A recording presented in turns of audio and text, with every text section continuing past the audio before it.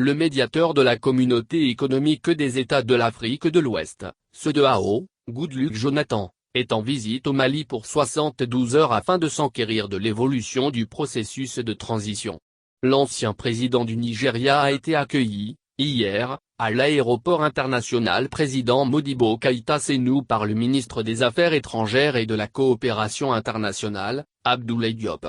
Les deux personnalités se sont ensuite entretenues au ministère des Affaires étrangères et de la coopération internationale. L'émissaire de la CEDEAO est attendu aujourd'hui au siège de l'autorité indépendante de gestion des élections, EGE. Il rencontrera ensuite la médiation internationale de l'accord pour la paix et la réconciliation issu du processus d'Alger et les représentants du corps diplomatique accrédité au Mali. Le programme de la journée se poursuivra avec une séance de travail avec le comité interministériel pour le suivi du chronogramme politique et électoral au ministère de l'administration territoriale et de la décentralisation. Goodluck Jonathan rencontrera après la classe politique et la société civile au centre de formation des collectivités territoriales. Mercredi, l'hôte de marque se rendra à la Cour constitutionnelle et au Conseil national de transition, CNT. En fin de séjour, Goodluck Jonathan sera reçu en audience par le président de la transition, le colonel Assimi Goïta. Ces différentes rencontres sont des phases d'écoute servant pour l'émissaire à mieux cerner les préoccupations des Maliens. Après la levée le 3 juillet 2022 de la double sanction imposée par la CEDEAO et l'UMOA, cette visite au Mali de Goodluck Jonathan fait suite à plusieurs autres effectuées courant l'année dernière. Le médiateur est présent dans notre pays pour constater de visu les avancées enregistrées dans le processus de transition. Ce déplacement du médiateur de la CEDEAO pour le Mali intervient dans un contexte où notre pays enregistre des avancées notables, l'adoption du calendrier détaillé de la transition pour une durée de 24 mois, l'adoption et la promulgation de la loi électorale en juin 2022, la création et l'opérationnalisation de l'EGE. S'y ajoute l'augmentation des membres du CNT, l'élaboration de l'avant-projet de la Constitution, la création auprès du ministre de l'Administration territoriale et de la décentralisation, d'une commission de suivi du chronogramme des réformes politiques et institutionnelles. Mais aussi, la mise en place d'un cadre de concertation entre les pouvoirs publics, les partis politiques et la société civile. Quant au processus de paix et la lutte contre le terrorisme, l'accent a été mis, entre autres, sur l'amélioration de la sécurité et l'adoption d'une posture offensive contre les groupes armés terroristes. Toutes choses qui sont consécutives au renforcement des capacités opérationnelles des forces de défense et de sécurité. L'émissaire de la CEDEAO a entamé ses missions de bons offices au Mali au mois de juillet 2020 au moment de la contestation populaire contre le régime du président Ibrahim Boubacar Keïta. Depuis, il a effectué plusieurs déplacements à Bamako pour suivre l'évolution de la transition. Le médiateur de la Communauté économique des États de l'Afrique de l'Ouest, CEDEAO, Goodluck Jonathan, est en visite au Mali pour 72 heures afin de s'enquérir de l'évolution du processus de transition.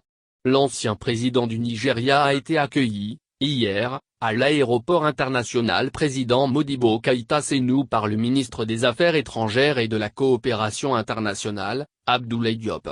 Les deux personnalités se sont ensuite entretenues au ministère des Affaires étrangères et de la coopération internationale.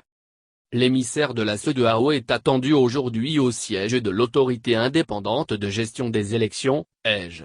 Il rencontrera ensuite la médiation internationale de l'accord pour la paix et la réconciliation issue du processus d'Alger et les représentants du corps diplomatique accrédité au Mali. Le programme de la journée se poursuivra avec une séance de travail avec le comité interministériel pour le suivi du chronogramme politique et électoral au ministère de l'Administration territoriale et de la décentralisation. Goodluck Jonathan rencontrera après la classe politique et la société civile au centre de formation des collectivités territoriales.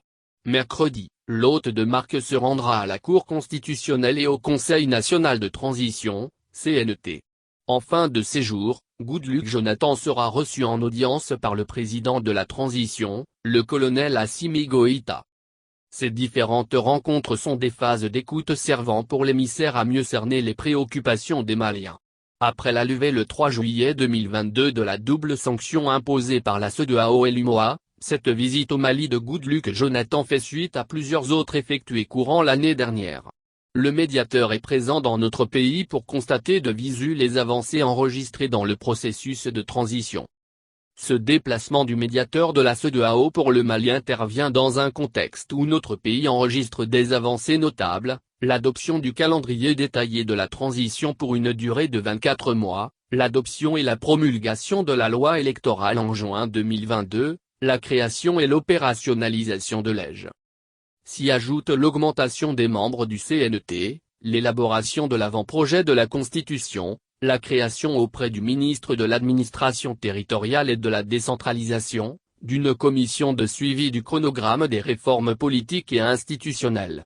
Mais aussi, la mise en place d'un cadre de concertation entre les pouvoirs publics, les partis politiques et la société civile. Quant au processus de paix et la lutte contre le terrorisme, l'accent a été mis, entre autres, sur l'amélioration de la sécurité et l'adoption d'une posture offensive contre les groupes armés terroristes. Toutes choses qui sont consécutives au renforcement des capacités opérationnelles des forces de défense et de sécurité. L'émissaire de la CEDEAO a entamé ses missions de bons offices au Mali au mois de juillet 2020 au moment de la contestation populaire contre le régime du président Ibrahim Boubacar Keïta. Depuis, il a effectué plusieurs déplacements à Bamako pour suivre l'évolution de la transition.